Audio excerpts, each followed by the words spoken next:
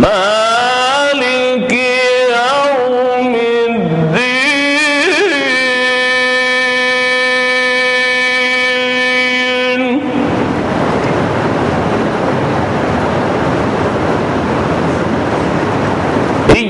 إياك نعبد وإياك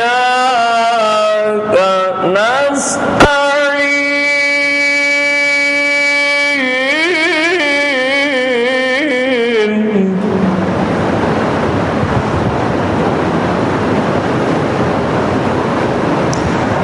بسم الله الرحمن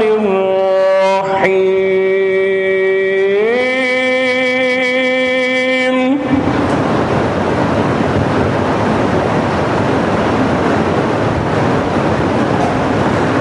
بسم الله الرحمن الرحيم الحمد لله رب العالمين الرحمن الرحيم مالك يوم الدين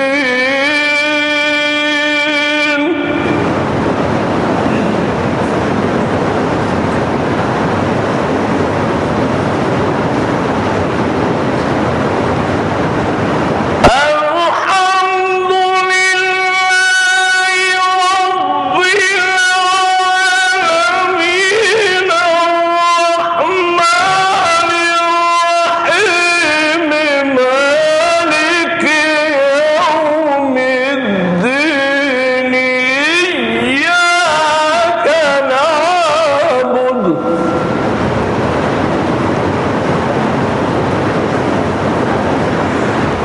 إياك نعبد وإياك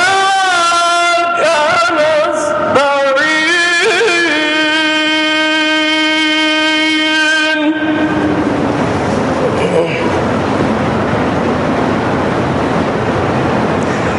اهدنا الصراط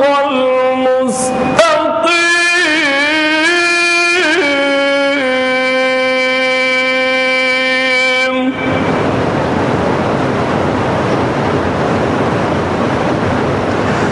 صراط الذين أنعمت عليهم غير المغضوب عليهم ولا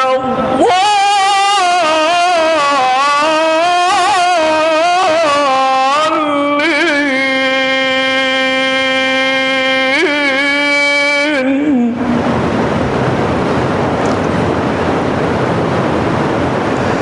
بسم الله الرحمن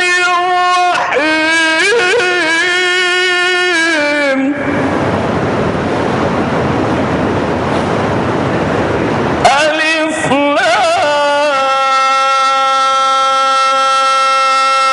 لام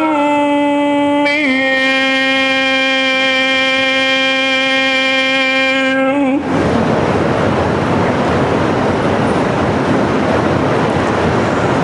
ذلك الكتاب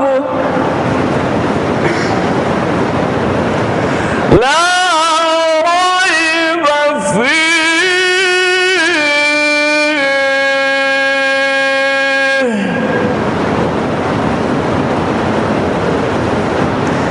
هدى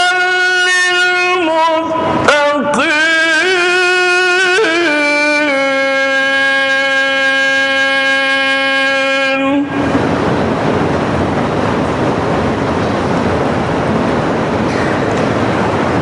ذلك الكتاب لا ريب فيه هدى للمتقين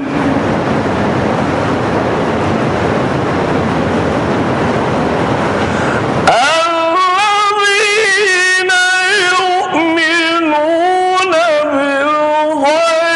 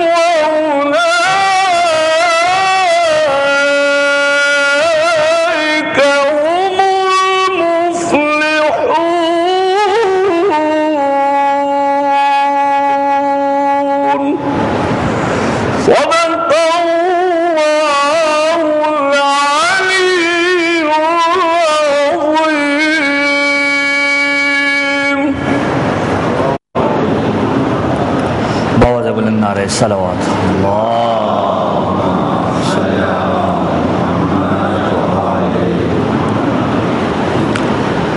ہم مدینے سے اللہ کیوں آ گئے، قلب حیراں کی تسکین وہیں رہ گئی۔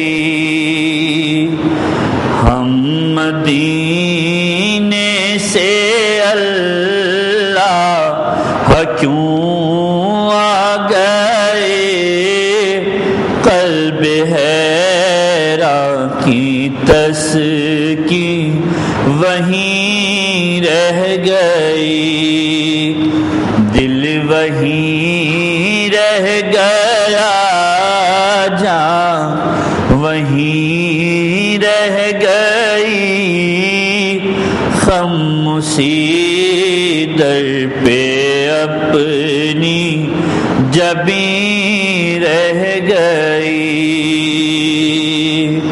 ہم مدینے سے اللہ کیوں آ گئے، قلب حیراں کی تسکین وہیں رہ گئی۔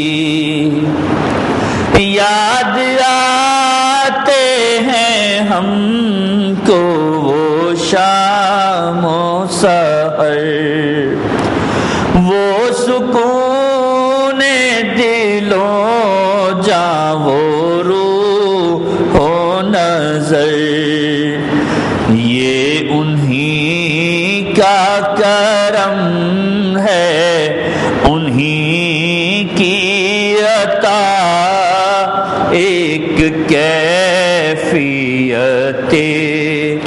دل نشیں رہ گئی، یہ انہی کا کرم ہے، انہی کی عطا، ایک کیفیت دل نشیں رہ گئی۔ اللہ اللہ وہاں کا درود و سلام، اللہ اللہ وہاں کا سجود و قیام، اللہ اللہ وہاں کا درود و سلام، اللہ اللہ وہاں کا سجود و قیام، اللہ اللہ وہاں کا وہ کیف دواب، وہ صلاۃ سکون آخری رہ گئی۔ ہم مدینے سے اللہ کیوں آ گئے، قلب حیراں کی تسکین وہیں رہ گئی۔ جس جگہ سجدہ ریزی کی لذت ملی، جس جگہ ہر قدم ان کی رحمت ملی، جس جگہ سجدہ ریزی کی لذت ملی، جس جگہ ہر قدم ان کی رحمت ملی، جس جگہ نور رہتا ہے شام و سحر، وہ فلک رہ گیا، وہ زمین رہ گئی، جس جگہ نور رہتا ہے شام و سحر وہ فلک رہ گیا وہ زمین رہ گئی. اور پڑھ کے نصر من اللہ فتح قریب جب ہوئے ہم رواں سوئے کوئے حبیب. پڑھ کے نصر من اللہ فتح قریب جب ہوئے ہم رواں سوئے کوئے حبیب. برکتیں رحمتیں ساتھ چلنے لگی بے بسی زندگی کی یہیں رہ گئی. برکتیں رحمتیں ساتھ چلنے لگی بے بسی زندگی کی یہیں رہ گئی. زندگانی وہاں کاش ہوتی بسر کاش بہزاد آتے نہ ہم لوٹ کر. یوں تو پوری ہوئی ہر تمنا مگر یہ تمنائے قلب حزین رہ گئی.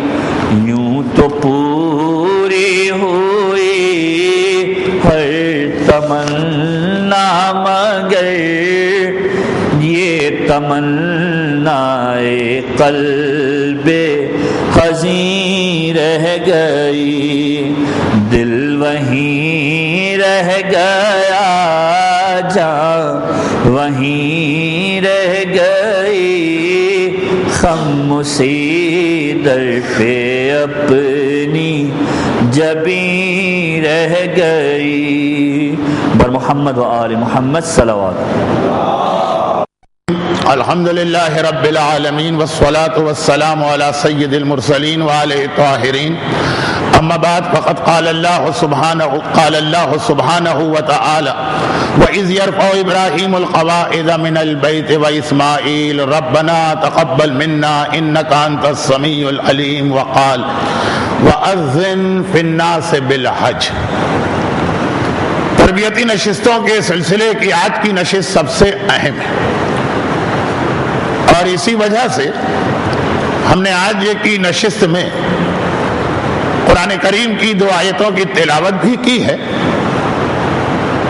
اس سے پہلے وقت بچانے کے لیے خالی خطبہ اور بہت مختصر خطبہ پڑھا جاتا تھا. ابھی آپ کی آنکھوں کے سامنے خانہ خدا کی شبیہ ہے اور آپ اگلے اتوار تک اتنی بار اصلی خانہ خدا کو دیکھ چکے ہوں گے کہ ان آیتوں کو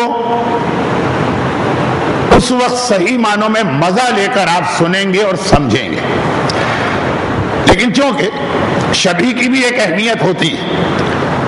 سورہ بقرہ کی آیت کا ترجمہ ہے کہ یاد کرو وہ وقت جب باپ اور بیٹا ابراہیم اور اسماعیل اس گھر کی دیواروں کو بلند کر رہے تھے اور کہہ رہے تھے کہ اے خدا تقبل منا ہمارے اس عمل کو قبول کر لے. ابراہیم معصوم نبی اور اس دنیا کی بہترین عبادت انجام دے رہے کہ خانہ کعبہ بنا رہے ہیں. لیکن فکر و پریشانی یہ کہ پتہ نہیں یہ عمل اللہ کے ہاں قبول بھی ہے کہ قبول نہیں.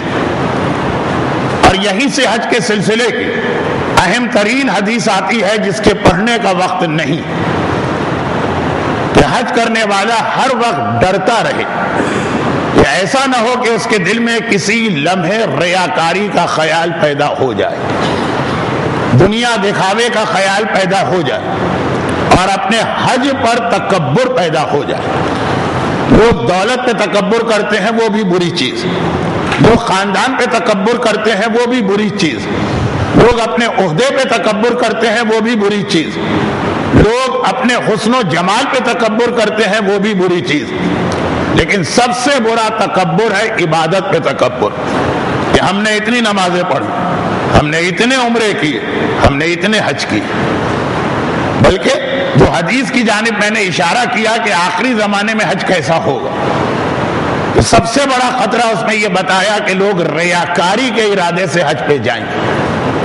ابراہیم جب اس خانہ خدا کی اصل کو، یہ تو نقل ہے، اصل خانہ خدا جو مکے میں، لیکن انشاءاللہ آپ مکے میں جا کے سنیں گے کہ وہ بھی اصلی خانہ کعبہ نہیں. اصلی خانہ کعبہ تو 7ویں آسمان پر بیت المعمور. لیکن یہ بہت بات کی چیزیں ہیں، انشاءاللہ زندگی اور توفیق رہی تو یہ چیزیں مکے میں بتائی جائیں گی. ابراہیم جب خانہ خدا کو بنا رہے تو سب سے بڑی پریشانی یہ ہے کہ عمل قبول ہو. چنانچہ آپ حضرات سے گزارش یہ کہ یہ کتاب جو آپ کو بہت شروع میں دی گئی ہے مستحبات، اس کے پیج نمبر 7 کو پڑھنا شروع کر دی. فلسفہ حج کے نام سے ہمارے پاس 2 حدیثیں بہت مشہور، ایک چوتھے امام کی اور ایک چھٹے امام کی. یہ حدیث جو اس کتاب کے مستحبات حج کے پیج نمبر 7 پر، یہ ہے چوتھے امام کے حوالے سے وہ حدیث جس میں امام نے اپنے زمانے کے ایک مشہور حاجی کے حج کو رد کر دیا. تمہارا حج ہی نہیں ہوا. کیوں نہیں ہوا؟ تو پڑھ لیجئے گا، یہ صفحہ 7 سے صفحہ 11 غالبا 12 13 14 15 صفحہ number 7 to page number 7 to 15. اب یہ ہم اپنے مسائل حج کے دوسرے مرحلے میں داخل ہو گئے کہ حج کا جسم تو بن رہا ہے، اب روح، حج کی روح یہ بھی شروع ہونا چاہیے. بہت وقت ہے آپ کے پاس، ابھی پڑھیے، 4.5 گھنٹے کی فلائٹ میں پڑھیے، جدہ ایئرپورٹ کی جتنی کارروائی ہے اس میں پڑھیے، مکہ پہنچ کے پڑھیے جب آپ کو موقع ملے. کیونکہ یہ وہ روایت ہے جو آدمی کو اس ریاکاری سے بچاتی. وہ ابراہیم کے خیال خانہ کعبہ کے موقع پہ سب سے بڑا خطرہ. دوسری آیت میں نے سورہ حج کی تلاوت کی. خانہ کعبہ بن گیا. اب جیسے ہی کعبہ بنا، سورہ حج کی آیت کا ترجمہ وَأَذِّن فِي النَّاسِ بِالْحَجِّ. اے ابراہیم، یہ کعبہ خالی شو پیس کے طور پہ نہیں بنایا گیا، اس کعبے کا ایک استعمال ہے. کھڑے ہو جاؤ اس جگہ پر. اب اس کا بیان آنے والا، اس کی تاریخ مکے میں آئی. کھڑے ہو جاؤ اس جگہ پر اور کائنات کے تمام انسانوں کو حج کا پیغام دو. 4000 سال تو حضرت ابراہیم کو کنفرم گزرے، بعض روایتوں میں اس سے بھی زیادہ. اس وقت ابراہیم اس جگہ کھڑے ہوئے جس کا نام ہے مقام ابراہیم، اور وہ آوازیں دی جس پر اس زمانے میں ہم نے یا ماں کے پیٹ میں یا باپ کے صلب میں یا عالم ارواح اللہ سے وعدہ کیا تھا کہ یہ آواز ہم نے سنی ہے، اس آواز کے مطابق ہم آئیں گے حج کے لیے. اور آج 4000 سال کے بعد یہ تمام حاجی، لیکن چونکہ تربیتی نشست کاروان ابو ذر کی، تو کاروان ابو ذر کے یہ 125 حاجی 4000 سال پہلے کیے ہوئے کمٹمنٹ یا وعدے کو پورا کرنے کے لیے تیاری کر رہے ہیں. اور اسی لیے جب ہم مدینے میں جاتے ہیں تو داخل ہونے سے پہلے اجازت لیتے ہیں. ادخلوا یا رسول اللہ، اے اللہ کے رسول، کیا اجازت ہے کہ میں آپ کی مسجد میں آ جاؤں؟ ادخلوا یا فاطمہ، شہزادی کونین، اجازت ہے کہ میں آپ کے گھر میں آ جاؤں؟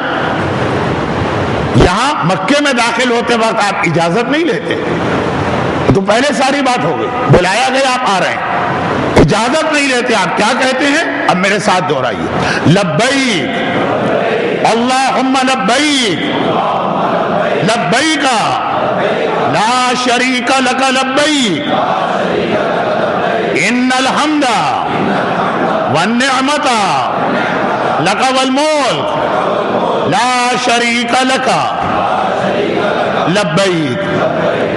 یہ جملہ آپ کہہ رہے ہیں 4000 سال پہلے ابراہیم نے پکارا. ہم نے اس وقت وعدہ کیا، اب یہ وعدہ پورا ہوا. تم کہتے ہیں حاضر ہوں، اے خدا میں حاضر، میں آ گیا، میں اپنا وعدہ پورا کرنے پہنچ گیا. اور یہ تلبیہ پڑھنے کے فوراً بعد ہم پر وہ چیزیں حرام ہو جاتی ہیں کہ جن کا آدھا بیان کل گزر چکا تھا. براہ راست میں یہاں سے بات شروع کر رہا ہوں. ایک دو باتیں تلبیہ کے حوالے سے. تلبیہ سے آپ کا احرام شروع ہوگا. پھر یہ جملہ دوہرا دوں، جب آپ احرام کی چادریں پہنیں گے آپ کا احرام شروع نہیں ہوگا. چنانچہ اگر آپ کا واجب حج نہیں تو آپ آخری وقت میں بھی اپنا ارادہ منسوخ کر سکتے ہیں کہ بھئی اس سال حج پہ نہیں جانا، اگلے سال جائیں گے. آخری مرحلے میں چادریں آپ نے پہن لی، ابھی آپ نے حج شروع نہیں کیا. اس کے بعد آپ نیت کریں گے، تبھی بھی آپ کا حج شروع نہیں ہوا. لبیک سے یہ حج شروع ہو، اور یہ احرام اب آپ کے بدن پہ آ گیا، اب نہیں اتر سکتا جب تک کہ آپ عمرہ تمتع کے 5 واجبات نہ کریں. جو خواتین کے لیے ایک مسئلہ کل بیان ہوا تھا، اب اس سے ملتا جلتا ایک مسئلہ مردوں کے لیے کہ پیریڈز کی عالم میں عورت کے لیے احرام پہننے میں کوئی حرج نہیں. اسی طرح سے اگر احرام پہن لیا اور احرام پہننے کے بعد کسی پر غسل جنابت واجب ہو گئے، تعلقات کی وجہ سے نہیں، مثلا رات کو سوتے وقت، تب بھی اس کے احرام پہ کوئی فرق نہیں پڑا. جیسے ہی آنکھ کھلے گی احرام کی چادر کو فوراً نجس کرنا، اور پھر نماز سے وقت سے پہلے غسل کر کے نماز پڑھنا. غسل جنابت فوراً واجب نہیں، وہ واجب ہے کہ جب پہلا کوئی واجب کام آپ کو کرنا ہو. لیکن احرام کی چادر تو نجس ہو جائے تو اس کو فوراً پاک کرنا. صرف ایک نجاست احرام میں معاف ہے، اور وہ ہے خون کی وہ مقدار جو عام نمازوں میں بھی معاف ہے. یعنی انگشت شہادت کی پہلی پور کے برابر اگر خون لگا ہو، لیکن وہ خواتین کے مخصوص خون نہیں، عام کوئی خون، وہ احرام کی چادر میں بھی لگ جائے تو معاف ہے، وہ نماز کے کپڑوں میں بھی لگ جائے تو نماز پڑھی جا سکتی. اچھا خیر، اب یہ مسئلہ آ گیا تلبیہ پڑھنے کے بعد. یہ ساری پابندیاں شروع ہو رہی اور کب تک رہیں گی؟ جب تک کہ عمرہ پورا نہیں ہوتا. اس دوران غسل جنابت واجب ہو گیا تو کوئی فرق نہیں پڑے گا آپ کے عمل پر، لیکن اگر احرام اس کی وجہ سے نجس ہے تو اسے پاک کرنا ہے یا بدلنا. یہ تو ایک چھوٹا سا ضمنی مسئلہ یہ سمجھانے کے لیے کہ تلبیہ کے بعد کی پابندیوں احرام کو پاک رکھنا شامل ہے. کل کافی بات آ گئی تھی، آج صرف اس میں ایک چھوٹا سا اضافہ. اب آئیے تلبیہ کے حوالے سے ایک اور بات کہہ دی جائے.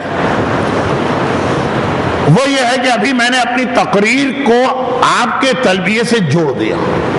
ابراہیم نے پکارا تو میں نے کہا کہ پھر آپ یہ جواب دیتے ہیں، اور بہت مناسب. یعنی میں نے عرض کیا نا مدینے میں جانے کی الگ دعا، وہ مدینے کے اعتبار سے بالکل مناسب دعا کہ کیا میں آپ کے گھر میں آ سکتا ہوں، اور مکے میں داخل ہونے کے لیے تلبیہ. اور یہ مکے کے اعتبار سے بہت ہی مناسب ذکر ہے جب ہم یہ خیال کرتے ہیں کہ ابراہیم ہم کو بلا چکے ہیں. مگر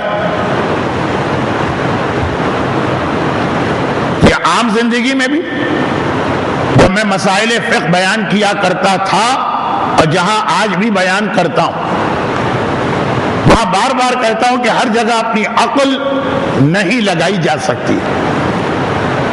شریعت کے احکامات جیسا اللہ نے کہا ویسا ہمیں عمل کرنا.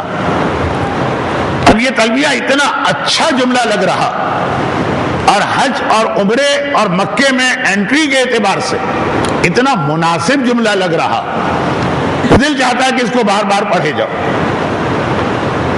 یہی اسلام نے بھی کہا کہ کم از کم کوشش کرو کہ 70 مرتبہ اس کو پڑھو، اور وہ بھی ایک مرتبہ بیٹھ کر 70 کی تسبیح نکال کے 70 کا عدد پورا کرو، وہ اتنا اچھا نہیں۔ اس کتاب کے پیج 29، مجھے معلوم ہے کہ خالی یہ سننے سے آپ کو پیج نمبر یاد نہیں ہوگا، تو جو پہلی حدیث میں نے بتائی تھی پیج 7، اس کو یہ بھی بتا دوں کہ وہ سب سے پہلے صفحے پر ٹائٹل کھولا، لسٹ کمپلیٹ، وہ تو آپ کو مل جائے گی۔ پیج 29 والی حدیث میں آپ کو خود یاد دلاؤں گا جب آپ پہلا تلبیہ انشاءاللہ میرے ساتھ جمعے کے دن پڑھ رہے ہوں، کہ اب میں کہوں گا اب آپ پیج 29 کھولی، اس وقت یہ کتاب آپ میں سے ہر ایک کے ہاتھ میں ہوگی، اور یہ بتاؤں گا کہ 70 مرتبہ جو تلبیہ پڑھنا، تب کوئی آدمی یہ سوچے کہ ہو سکتا ہے کہ میں آگے بھول جاؤں، ایک ساتھ 70 ابھی پڑھ لوں، نہیں، خالی 70 کا لفظ عدد مستحب نہیں، اس کو پھیلا کے پڑھو، واجب ایک بار ہے، پھر آپ کو ٹینشن فری کرو۔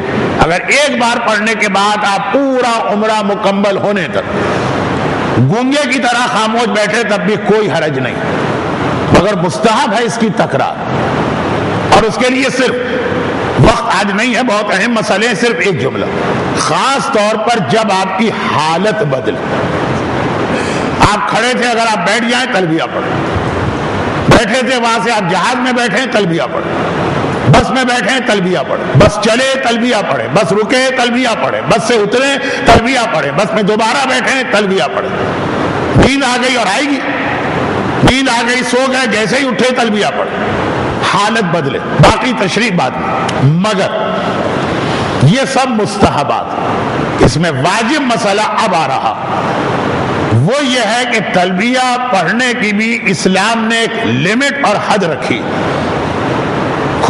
کھلی اجازت نہیں دی کہ پڑھتے رہو پورے حج میں، نہیں، تلبیہ جو ہے اس کی ایک حد ہے، اس کے بعد تلبیہ پڑھنا جائز ہی نہیں رہا۔ یہ عجیب بات، شروع میں تلبیہ واجب ہے، چھوڑ نہیں سکتے، اور مکے میں داخل ہونے سے پہلے تلبیہ حرام ہو جائے گا، پڑھ نہیں سکتے۔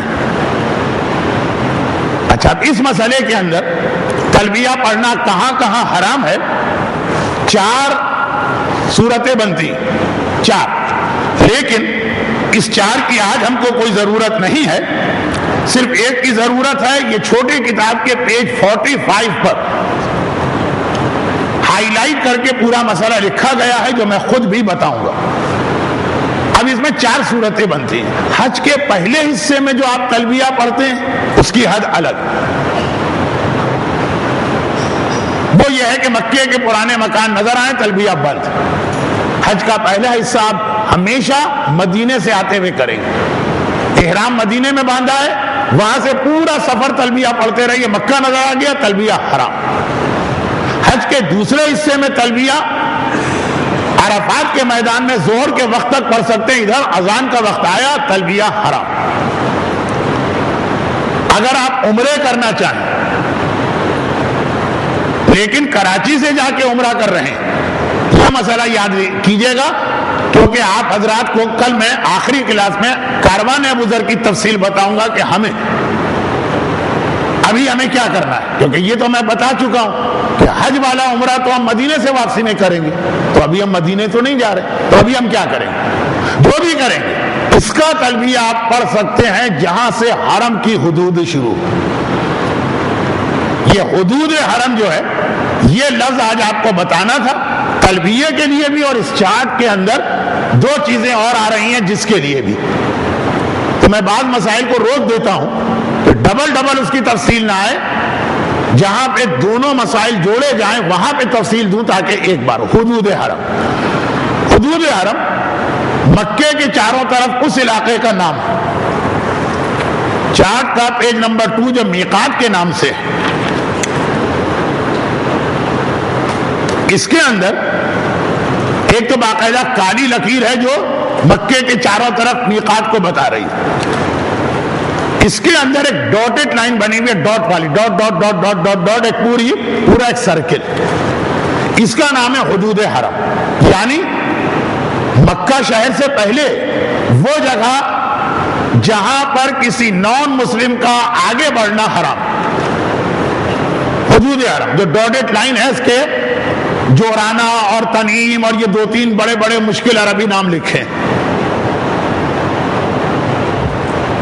لیکن آپ بس یہ سمجھیے کہ جو مکے اور میقات کی جو کالی لکیر ہے، اس کے درمیان جو ایک ڈاٹ والی لکیر، یہ وہ جگہ ہے کہ اللہ نے مکہ تو مکہ، اس کے اطراف کا بھی کچھ علاقہ حرم بنایا ہے، جہاں کے بارے میں 4 مسئلے تو بہت اہم. نمبر 1، کسی غیر مسلم کو وہاں سے آگے بڑھنے کی اجازت نہیں، اور اسی وجہ سے آج بھی جہاں حدود حرم شروع ہوگی، سعودی عرب کی فوج اور پولیس کی چیک پوسٹ ہے ہر طرف، چاروں طرف جہاں جہاں سے سڑک آتی ہے، اور صرف ایک چیز کی چیکنگ وہاں ہوتی ہے کہ یہ مسلمان ہے کہ نان مسلم. خالی چیک پوسٹ نہیں، بہت بڑے بڑے بورڈ 1 کلومیٹر پہلے شروع ہو جاتے ہیں کہ اب حدود حرم آ رہی ہے، غیر مسلم کے لیے داخلہ ممنوع. اور یہ سعودی حکومت نے نہیں قائم کیا، یہ رسول اللہ کے زمانے سے جو بھی حکومت مکے میں آتی رہی، کیونکہ حدود حرم جہاں سے مکہ شروع نہیں ہوا، مکہ تو ابھی اور 20 میل آگے، حرم کی سرزمین شروع ہو گئی، نان مسلم آگے نہیں جا سکتا. نمبر 2، وہاں سے بغیر احرام کے کوئی آگے نہیں بڑھ سکتا. نمبر 3، حدود حرم کے اندر کسی بھی جاندار کو نقصان پہنچانا حرام اور گناہ، چاہے وہ مچھر اور پسو اور جو جیسے چھوٹے موٹے کیڑے کیوں نہ ہو. اور نمبر 4، حدود حرم کے اندر کسی بھی گھاس، درخت، پتی وغیرہ کو توڑنا حرام. مجالس کی وجہ سے اتنا جملہ ہر ایک کو معلوم، وَمَن دَخَلَهُ كَانَ آمِنًا، جو حرم میں پہنچا اس کو امان مل گئی، آدمی ہو کہ جانور ہو کہ درخت ہو کہ پتا. تو اب حدود حرام چیزوں کے چارٹ میں 13 اور 14 کو سمجھانے کے لیے بھی آئے گا، ابھی ہم وہاں گئے نہیں، لیکن ابھی یہ کہ جہاں سے حدود حرم شروع ہوگی وہاں تلبیہ بند. احرام جو پہننا ہے وہاں تک پہن لو، اس کے بعد سے آپ کو تلبیہ پڑھنے کی اجازت نہیں. حرام ہے تلبیہ پڑھنا، بھولے سے زبان پہ آ جائے کوئی حرج نہیں، لیکن یہ ایک حد ہے اس تلبیہ کی جو 4000 سال پہلے ابراہیم کی آواز پر آج ہم جواب دے کے جا رہے ہیں. تو ایک جگہ تلبیہ واجب ہے، پورا حج آپ کا چلا گیا، اور ایک حد پہ جا کے حرام. لیکن تلبیہ پڑھنے کے بعد جو 26 چیزیں حرام ہیں ان کا بیان اب جلدی جلدی کیا جائے، تاکہ وہ خانہ خدا کا ایک ماڈل رکھا گیا، صحیح معنوں میں آپ اس ماڈل سے فائدہ اٹھائیں.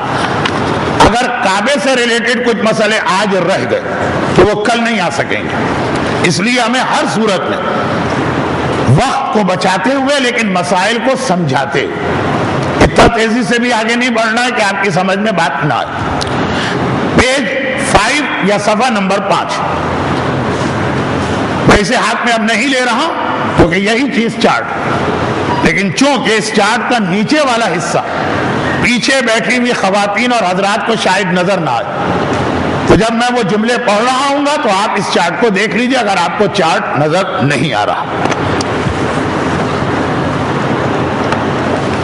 احرام کی حالت میں جو چیزیں حرام، اگرچہ ان میں سے بعض چیزیں احرام کے بعد احرام کے بغیر بھی حرام، ان میں سے 10 کا بیان ہو گیا.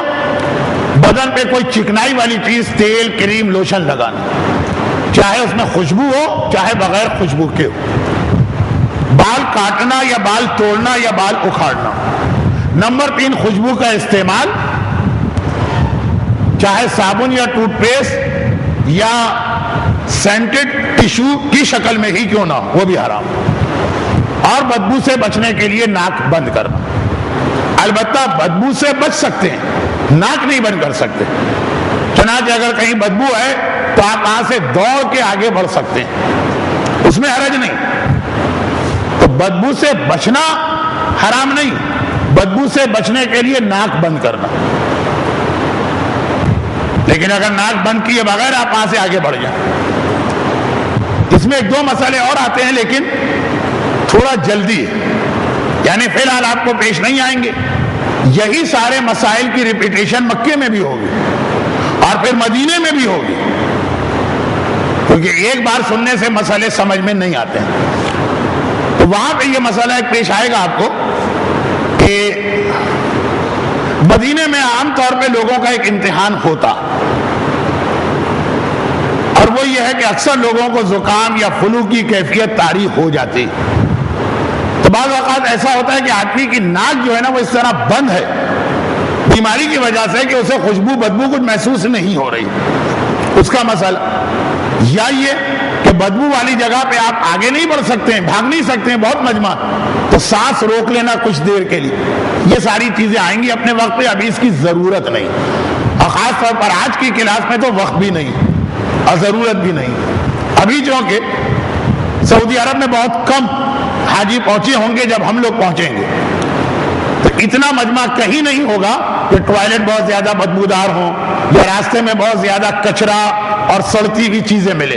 تو ابھی تو اتنا کافی ہے کہ بدبو سے بچنے کے لیے ناک بند کرنا جائز نہیں ہے، تیزی سے دوڑ کے آگے بڑھ سکتے ہیں۔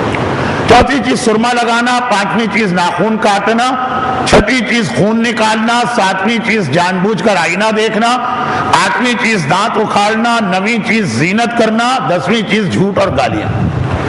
اب آئیے اسی چارٹ کو ہم آگے بڑھائیں، ادھر کچھ لوگوں کو چارٹ نظر نہیں آ رہا ہوگا تو وہ اس سے مدد لیں۔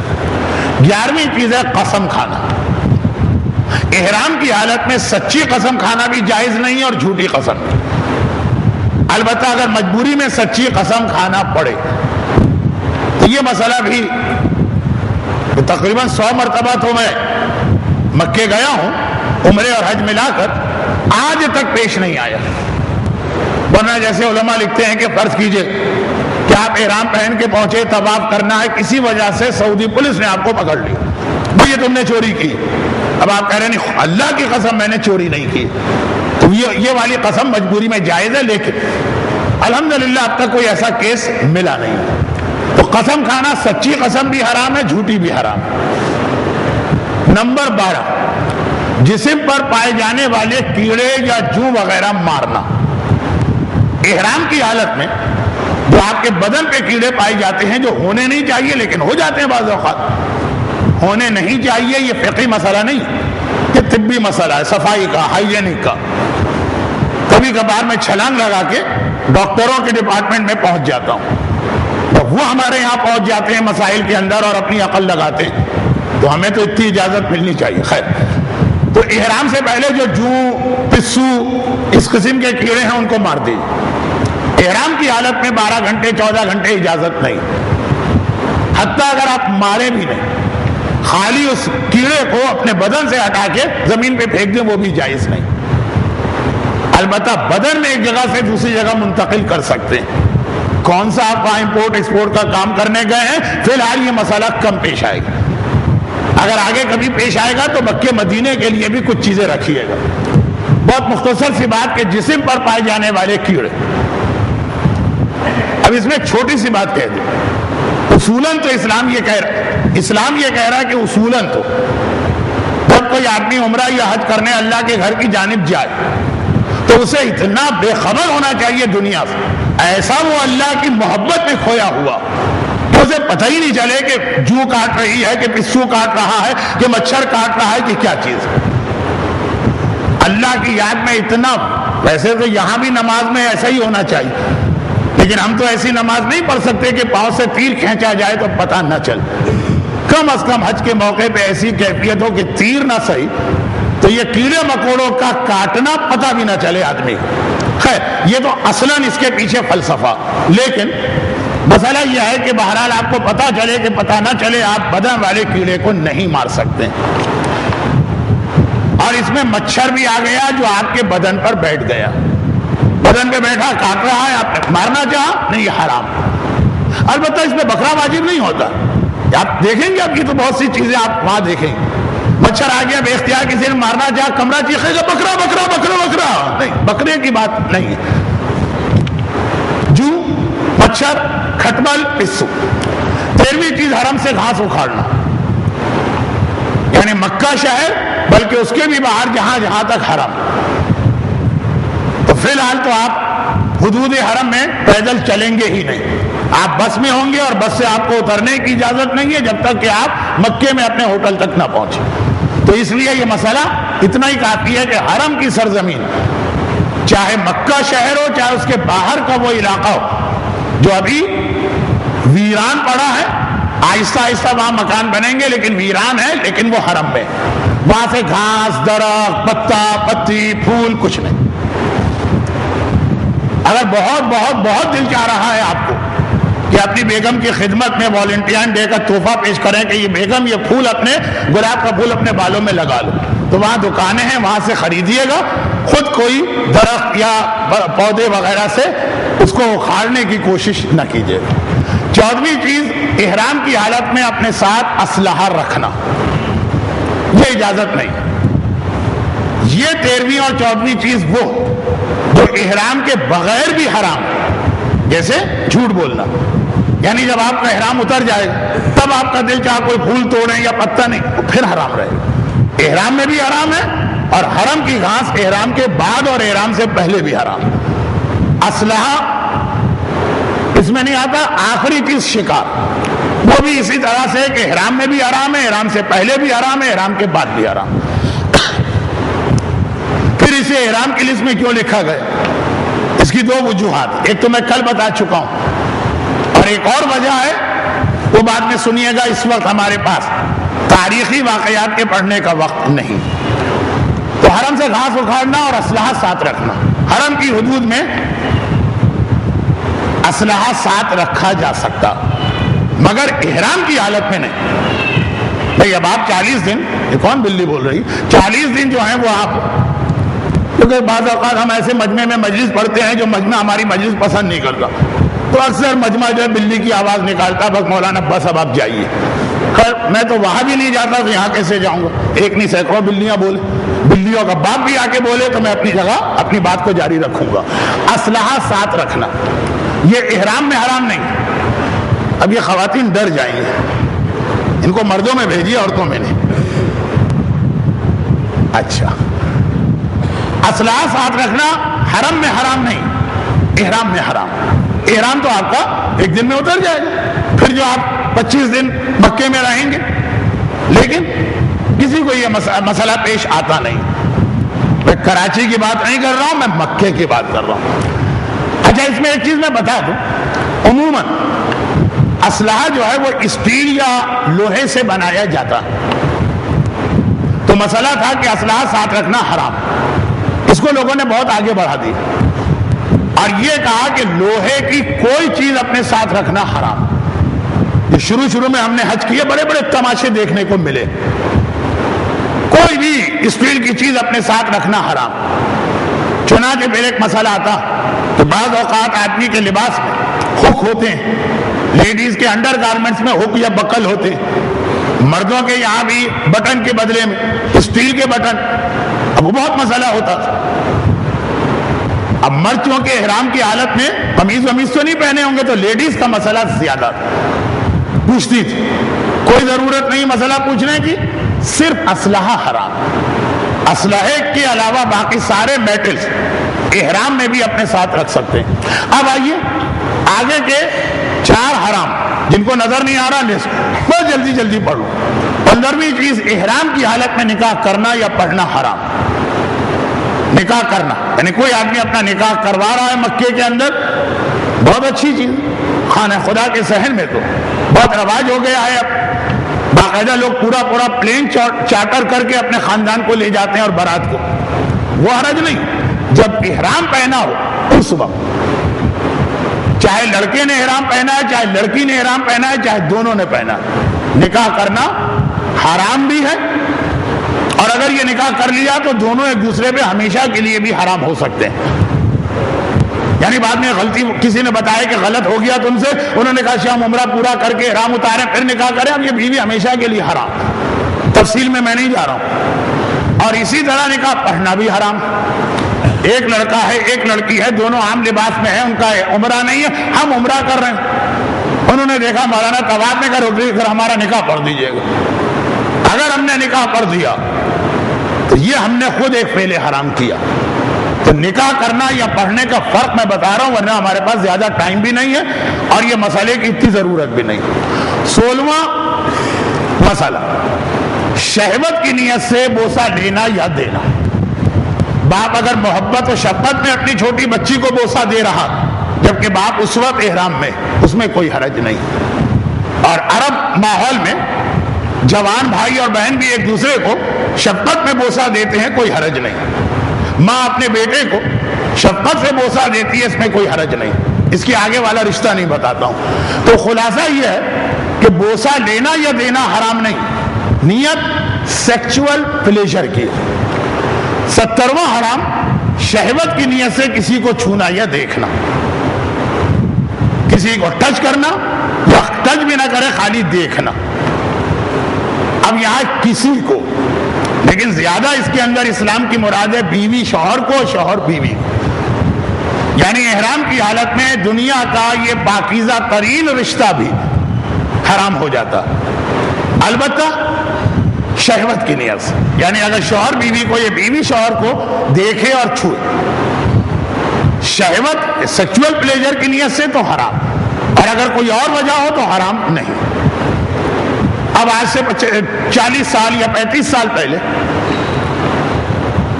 بہت بوڑھے بوڑھے لوگ حج پہ جاتے تھے, کچھ جوان بھی جاتے تھے, اور اکثر لوگ زندگی میں پہلے انہوں نے اتنے سفر نہیں کیے. ڈش اینٹینا نے بچے ہمارے عہد کے چالاک ہو گئے, بچے تو بچے, جوانوں کو بھی اتنا ہوشیار یا اسمارٹ نہیں بنایا تھا. اور سعودی عرب میں ٹریفک سارا الٹا چلتا, جسے آپ کو سڑک کراس کرنا ہے, یہاں جدھر دیکھیں گے سعودی عرب میں الٹا. تو اب یہ تو ہر ایک کو معلوم ہے, لیکن اس وقت اکثر یہ ہوتا تھا کہ یہ خیال تھا کہ شوہر بیوی ایک دوسرے کو کسی بھی طریقے سے نہیں چھو سکتے. اب آپ پہنچے, ٹریفک بہت زیادہ, شوہر نے کہا مولانا میری بیوی کا ہاتھ پکڑ کے اسے سڑک کراس کرا دی. میں ارے ہمارے لیے تو ویسے ہی حرام, تو ہمارے لیے تو احرام میں حرام ہو گیا. آپ تو عمرہ کر چکے تھے, آپ کا تو احرام نہیں. ارے ہمارے لیے تو پرماننٹ حرام ہے. لیکن یہ اتنی احتیاط ہوتی تھی, اس پر ہنسی آتی ہے. آج وہی لوگ یاد آتے ہیں کہ آج کے مومنین اور مومنات نے حج کو جتنا آسان کر لیا, کوئی پرواہ نہیں, کوئی احتیاط نہیں, کوئی خیال نہیں. ذرا کسی کو ٹوک دیا کہ آپ بڑی بھیانک حل جا رہے, نہیں مولانا اللہ نے بہت دیا, پھر اگلے سال آ جائیں گے, ابھی تو جو ہم کر رہے ہیں ہم کو کرنے دی. اس میں وہی بے وقوف ٹائپ کے مومنین یاد آ رہے ہیں, وہ حد سے زیادہ احتیاط کرتے تھے, لیکن کم از کم ان کو فکر تو ہوتی تھی نا کہ اللہ کے گھر میں آ رہے ہیں, وہاں بھی اللہ کے حکم کو توڑے. اچھا, تو یہ مسئلے کی وضاحت یہ ہوئی کہ اگر شہوت کی نیت نہیں ہے کسی اور وجہ سے, تب آپ کے مجمع میں شوہر کو اپنی بیوی کا ہاتھ یا جسم تھامنا پڑے, کیونکہ زیادہ اچھا طریقہ ہاتھ پکڑنے کا نہیں, زیادہ اچھا طریقہ ہے کہ جس کو آپ سہارا دے رہے ہیں وہ آگے ہو, آپ پیچھے سے اس کے کندھے پکڑے یا کندھے پہ ہاتھ رکھیں, اس میں وہ آدمی زیادہ محفوظ ہے طواف کے مجمع میں. تو سڑک کراس کرتے وقت, بلڈنگ سے لے جاتے وقت چھونے میں دیکھنے میں کوئی حرج نہیں ہے اگر وہ آپ کے محرم, لیکن جہاں شہوت کی نیت ہو تو وہاں پہ وہ حرام ہو. 18ویں چیز استمنا کرنا, یعنی کوئی ایسا عمل کرنا کہ آدمی کے بدن سے منی نکل آئے, وہ بھی احرام کی حالت میں حرام.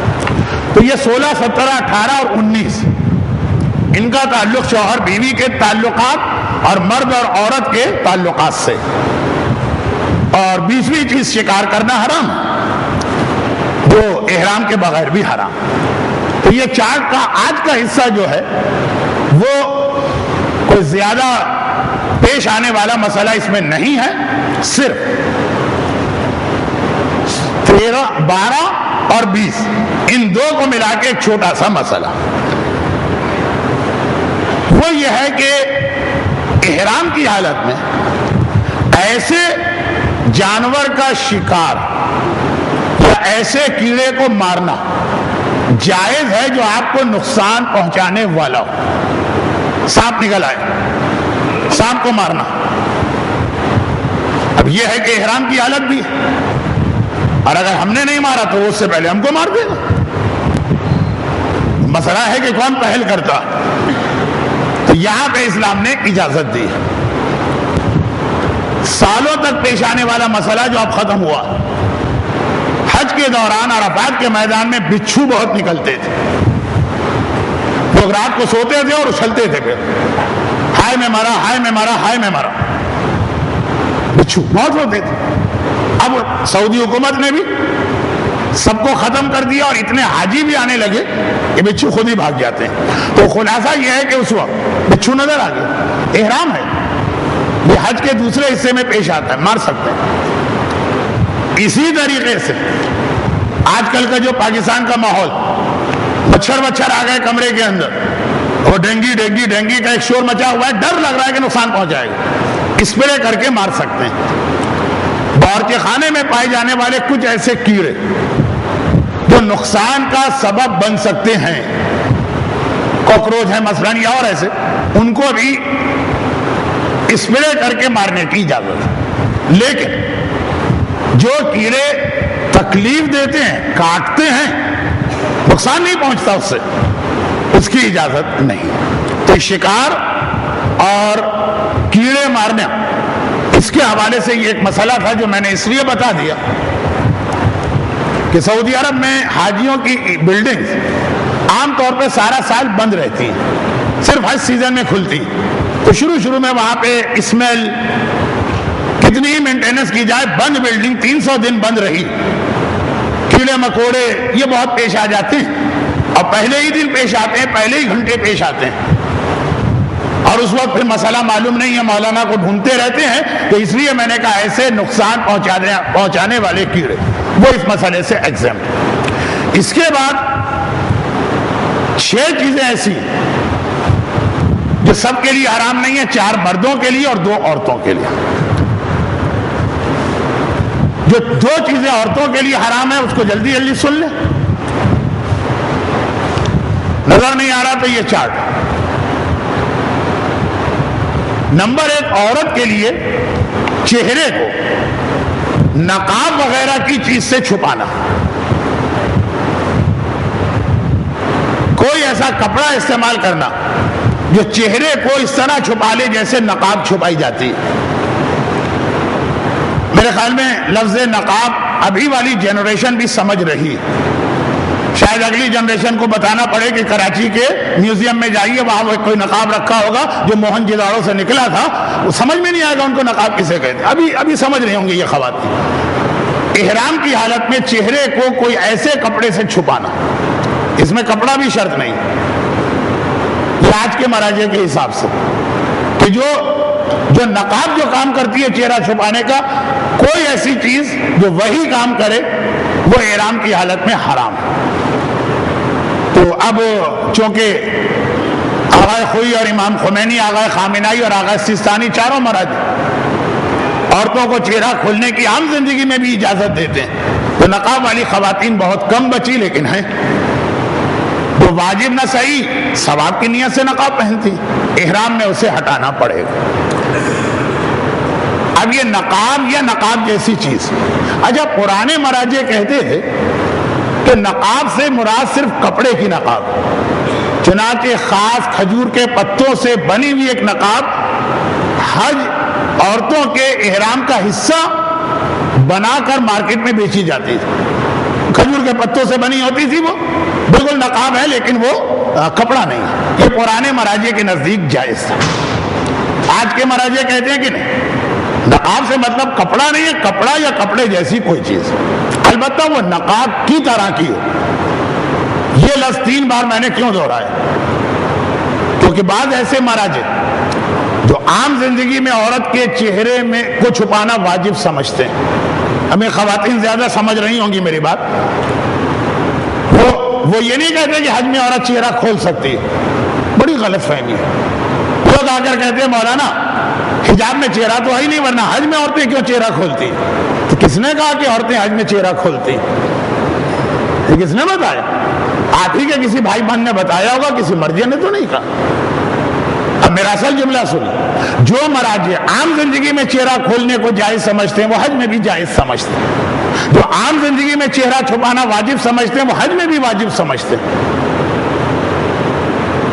سوال یہ ہے، اب یہ ذرا کچھ علمی مسئلہ بن رہا ہے، پریکٹیکل اتنا نہیں، مگر مجھے یقین سا ہے کہ کچھ خواتین نقاب پہنتی ہی ہوں گی۔ تو مراجع کہتے ہیں کہ اگر آپ مستحب سمجھ کے نقاب پہن رہی ہیں عام زندگی میں، تو حج میں آپ اس مستحب کو چھوڑ دیں چند گھنٹوں کے لیے، اور اگر آپ واجب ایسے مرجع کی تقلید میں واجب، تو حج میں بھی آپ کو چہرہ نامحرم سے چھپانا، نقاب الگ چیز ہے، چہرہ الگ چیز ہے۔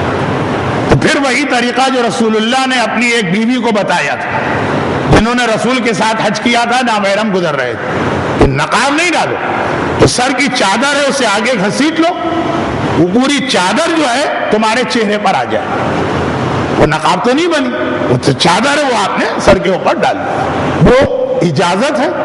اور ان مراجع کے مقلد کے پاس واجب ہے جو عام زندگی میں نامحرم سے چہرہ چھپانا واجب سمجھتے ہیں۔ تو خیر، یہ میں نے اس لیے کہا کہ یہ اتنا چلتا ہوا آرگومنٹ ہے، میری حج میں تو عورت کو چہرہ کھولنا ضروری ہے، کہ یہاں پر وقت نہیں ہے، مجھے رک کے اس غلط فہمی کو دور کرنا تھا۔ تو نقاب جیسی چیز کا استعمال حج میں جائز نہیں، چہرہ وہ چھپائے گی اگر اس کے نزدیک واجب، نزدیک کا مطلب اس کے مجتہد کے پاس، تو طریقہ یہ ہوگا کہ وہ اپنی چادر کو تھوڑی کے تک لے آئے گی، جیسے گھونگھٹ ہمارے یہاں نکالا جاتا تھا۔ اب گھونگھٹ الگ چیز ہے، نقاب الگ چیز ہے۔ ہاں، یہ مسئلے میں واقعاً جو خواتین کو سمجھانا ضروری وہ یہ کہ نقاب تو خیر اتنا بڑا مسئلہ آج کل رہا نہیں، چہرے کو نقاب جیسی چیز سے چھپانا، اب رومال یہ بھی نقاب جیسی چیز ہے، چنانچہ اپنے چہرے کو چھپانے کی نیت نہیں، چہرہ سکھانا، پسینہ پوچھنا، دھویا ہے چہرے کو تو وہ پانی جو ہے اس کو پوچھنا، رومال سے پوچھیں گے تو رومال جب چہرے پر آئے گا تو وہ نقاب جیسی چیز ہوتی ہے، اسی لیے خالی نقاب نے نقاب جیسی چیز۔ ٹشو، اگر عورت کپڑا استعمال نہ کرے، ٹشو وہ بھی اسی میں آ گیا، پورا ٹاول وہ بھی اسی میں آ گیا، اسی میں آ گیا کہ کیا مطلب، عورت کے لیے تولیے کا اس طرح کا استعمال کہ پورا چہرہ چھپ جائے حرام، احرام کی حالت میں، ٹشو کا اس طرح کا استعمال حرام، رومال کا اس طرح کا استعمال حرام۔ اب یہ بات ہوئی، اب آئیے اس کا اگلا مرحلہ، وقت نہیں ہے لیکن مردوں کی جو 4 حرام چیزیں اس کو آج میں چھوڑ دوں گا، تو پھر کل ایک ٹکڑا آئے گا، خواتین کا مسئلہ مکمل ہو جائے۔ تو یہ تو حرام ہے، اس میں تو کوئی اختلاف نہیں ہے، البتہ آقا خامنہئی کے یہاں اس کی اجازت ہے، امام خمینی کا بھی حرام تھا۔ اب اس میں ایک مسئلہ اور آتا ہے، بعض عورتیں پورا نقاب نہیں اوڑھتی ہیں، آدھا نقاب، آدھے نقاب کا مطلب یہ کہ آنکھیں اور پیشانی تھوڑی کھلی ہے اور یہ ناک تک چھپا ہوتا ہے، احرام کی حالت میں یہ بھی حرام ہے، نقاب چاہے پوری ہو چاہے آدھی۔ لیکن اگر رومال یا ٹشو یا تولیے کو اس طرح سے استعمال کیا جائے کہ آدھا چہرہ ایک وقت میں چھپے، ہمیں پورا چہرہ پوچھنا، وہ تو ہم کو پتا ہے کہ پورا رومال چہرے پہ لے جائیں گے، پورا چہرہ وہ حرام، تو ہم جان بوجھ کے 2 حصوں میں، پہلے آدھا چہرہ پھر آدھا چہرہ، آدھا تو میں نے سمجھانے کے لیے کہا، ورنہ آدھے سے بھی کم، تو بھائی پسینہ پوچھنا ہے یا چہرہ، تو پتا ہے کہ نقاب جیسا تولیہ بھی جائز ہے، تھوڑا تھوڑا کر کے پوچھ رہے ہیں۔ ہمارے ہاں تو رواج نہیں ہے، لیکن خواتین کو دیکھا ہے، کیا کوئی ایسا ہے نا، میک اپ میں بھی کچھ ایسا ہوتا ہے، تھوڑا تھوڑا یہ کچھ کپڑا استعمال ہوتا ہے۔ میں میک اپ کا ایکسپرٹ نہیں ہوں، ڈاکٹری کے مسئلے میں تو چھلانگ لگا سکتا ہوں، بیوٹی پارلر کے اندر چھلانگ لگانے کی ہمت نہیں۔ تو خلاصہ یہ ہے کہ پورا چہرہ ایک وقت میں چھپانا تو حرام ہو گیا، تولیے سے بھی، تو آدھا، یعنی اس طرح سے جان بوجھ کے تولیہ استعمال کریے، آدھے سے بھی کم۔ آغا خامنہئی کیا اجازت ہے، لوگ کہتے ہیں پورا چہرہ تولیے سے اور رومال سے چھپایا جا سکتا ہے تو آدھا بھی جائز ہے، اور نقاب نہیں، نقاب پوری بھی حرام ہے، نقاب آدھی بھی حرام۔ آغا خامنائی کے یہاں اور باقی مراجع کے یہاں تو نقاب، رومال، ٹشو یہ سب حرام ہو جاتے ہیں، چاہے پورا ہو، چاہے آدھا ہو، چاہے ٹکڑے ٹکڑے کر کے ہو۔ صرف زکام یا فلو وغیرہ میں اگر ناک بہ رہی اس کے لیے ٹشو کے استعمال کی اجازت ہے، باقی پسینہ، خاص طور پہ پسینہ اور منہ وغیرہ دھویا ہے تو اس کو پوچھنے کے لیے احرام کی حالت میں عورتیں اس سے اپنے آپ کو بچائیں۔ اب ایک مسئلہ یہ ہے کہ سوائن فلو 2 سال پہلے بہت زوروں سے سعودی عرب میں پھیل گیا تھا، لیکن سوائن فلو کے علاوہ بھی پولوشن بہت زیادہ، ڈسٹ اور گرد اور غبار، تو احتیاط کے لیے بہت سارے مرد اور عورتیں اپنے چہرے پہ ایک ماسک پہنتے ہیں، تو پاکستان میں بھی اتنا نظر آنے لگا، تو خواتین کے لیے اس ماسک کا استعمال بھی آغا خامنائی کے یہاں جائز ہے، کیونکہ ان کے یہاں تولیہ، رومال، ٹشو بھی جائز ہے، لیکن آغا سیستانی وغیرہ کے یہاں وہ ماسک کا استعمال بھی جائز نہیں، وہ رومال، تولیے اور ٹشو کی کیٹیگری میں آ گیا۔ اب مردوں کے لیے یہ ہے کہ یہ مسئلہ ہی نہیں، مرد کے لیے اپنا چہرہ چھپانا جائز ہے، حتیٰ اگر وہ کسی وجہ سے نقاب پہننا چاہے تو وہ بھی جائز ہے، اور رومال، تولیہ، ٹشو اور ماسک۔ ہاں ماسک میں صرف یہ ہے کہ اگر ماسک کی وجہ سے بدبو رک رہی وہ تو ایک الگ حرام ہے کہ بدبو سے کے لیے ناک بند کرنا جائز نہیں، چاہے انگلیوں سے بند کریں، چاہے ماسک سے بند کریں، چاہے رومال سے، لیکن ماسک اگر بو کو نہیں روک رہا، خالی ڈسٹ کو روک رہا ہے تو مردوں کے لیے یہ بالکل جائز ہے۔ مزید جو مردوں کے لیے کل مسئلہ آئے گا اس میں خواتین کا مسئلہ واضح ہوگا، اور آخری چیز جس کے بعد اس چارٹ کا ایک حصہ بچا ہے لیکن وہ ہم کل بتا سکتے ہیں، یہ ہمیں آج مکمل کرنا۔ آخری چیز، عورت کے لیے دستانے پہننا حرام، مرد کے لیے اجازت ہے۔ اب دستانے کی جو ہے وہ 2 قسمیں ہیں، آغا سیستانی فرماتے ہیں ہر قسم کا دستانہ حرام، باقی تینوں مراجع خاص طور پر آغا خوئی اور امام خمینی، عرب کی عورتیں سردی سے بچنے کے لیے، صحرا یعنی ڈیزرٹ کا ایک پرابلم یہ کہ دن کو بڑی شدید گرمی ہوتی ہے اور رات کو بڑی شدید سردی ہوتی ہے، تو سردی سے بچنے کے لیے عرب کی عورتیں روئی بھر کے ایک خاص قسم کا دستانہ بناتی تھی، اس کا اصل کام ہاتھ چھپانا نہیں، سردی کو روکنا، اور بعض روایتوں میں وہی لفظ آیا، تو زیادہ تر مراجع جن میں آغا سیستانی کے علاوہ باقی 3 مرجع وہ کہتے ہیں کہ صرف وہ والا دستانہ حرام، عام دستانے جائز، لیکن آغا سیستانی کہتے ہیں گلوز کی ہر قسم وہ حرام ہے، یہ مسئلہ بھی اتنا پیش نہیں آتا۔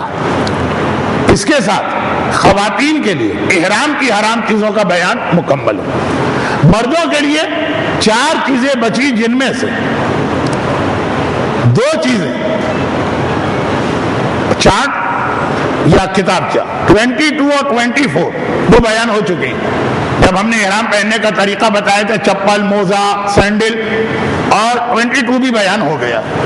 اب صرف 2 چیزیں بچی ہیں، وہ ہم کل ذرا ترتیب سے ہٹ کے بتائیں گے، لیکن چونکہ وقت نکلا جا رہا مجھے ہر صورت میں 1:30 پہ اپنا بیان مکمل کرنا۔